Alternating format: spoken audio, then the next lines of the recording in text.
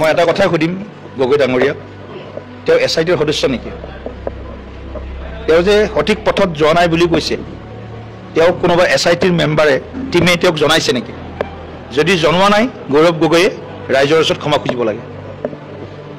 আৰু যদি জনাইছে, তেওঁ স্পষ্টকৈ ক'ব লাগে, মোক SITৰ এইজন অফিচাৰে, এইজন বিষয়াই মোক জনাইছে যে জুবিন গাৰ্গৰ ন্যায়িক যিটো বিষয়, তদন্তৰ বিষয়, সেইটো উচিত পথত যোৱা নাই। এনেই ৰাজনীতি কৰিবৰ কাৰণে গৌৰৱ গগৈ ডাঙৰীয়াক সুযোগ দিয়া নহ'ব। জুবিন গাৰ্গ ৰাজনীতিৰ বিষয় নহয়, জুবিন গাৰ্গ আমাৰ হিয়াৰ আমঠু হয়।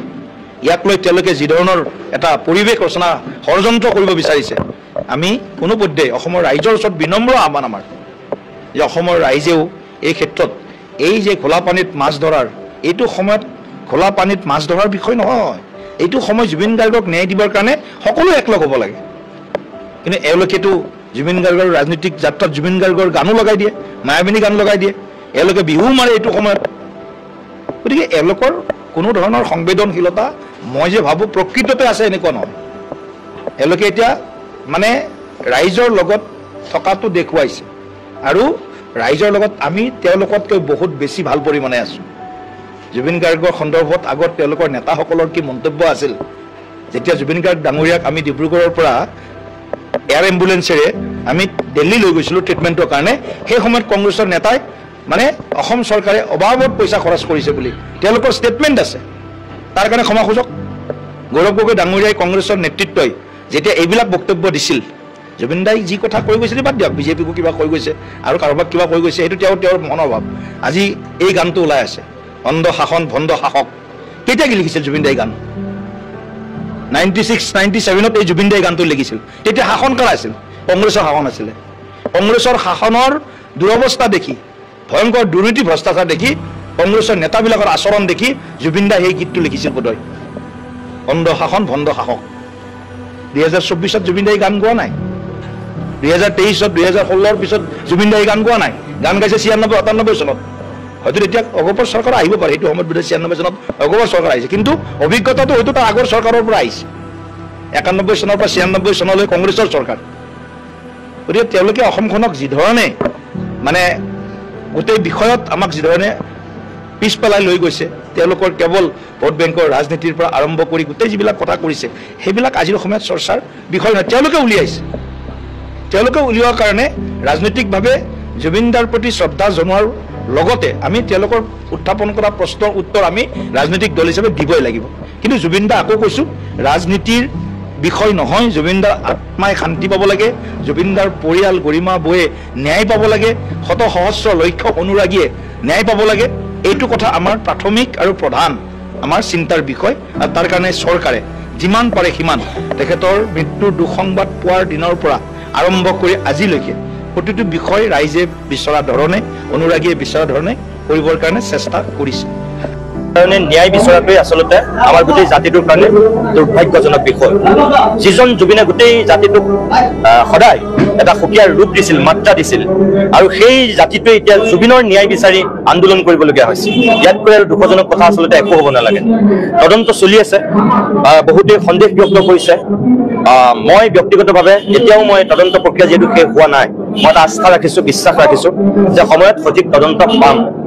কিন্তু যদি আমি ভবাৰ ধৰণে বা মানুহে আশা কৰাৰ ধৰণে যদি তদন্ত প্ৰক্ৰিয়াই আমাৰ গোটেই ৰাজ্যখনক ন্যায় নিদিয়ে, তেতিয়াহ'লে আমাৰ জনসাধাৰণৰ যিটো আৱেগ, কি পৰ্যায়ত সেই আৱেগৰ বহিঃপ্ৰকাশ ঘটিব, এইটোহে মই আজিৰ দিনত মোৰ কাৰণে অলপ চিন্তনীয়।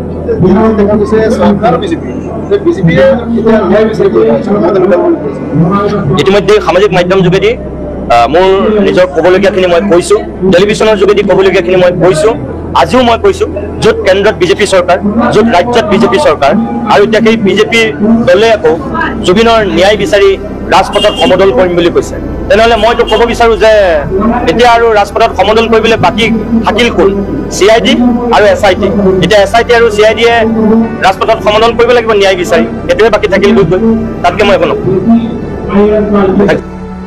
কাৰণে ন্যায় বিচৰাটোৱে আচলতে আমাৰ গোটেই জাতিটোৰ কাৰণে দুৰ্ভাগ্যজনক বিষয়।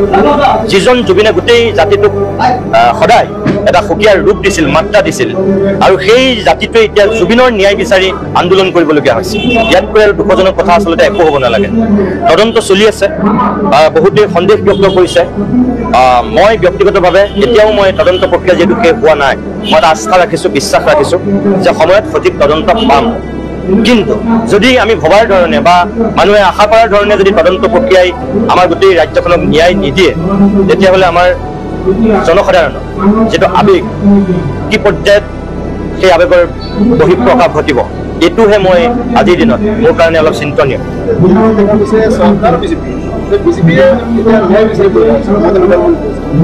ইতিমধ্যে সামাজিক মাধ্যম যোগেদি মোৰ নিজৰ ক'বলগীয়াখিনি মই কৈছোঁ, টেলিভিশ্যনৰ যোগেদি ক'বলগীয়াখিনি মই কৈছোঁ, আজিও মই কৈছোঁ, য'ত কেন্দ্ৰত বিজেপি চৰকাৰ, য'ত ৰাজ্যত বিজেপি চৰকাৰ, আৰু এতিয়া সেই বিজেপি দলে আকৌ জুবিনৰ ন্যায় বিচাৰি ৰাজপথত সমদল কৰিম বুলি কৈছে।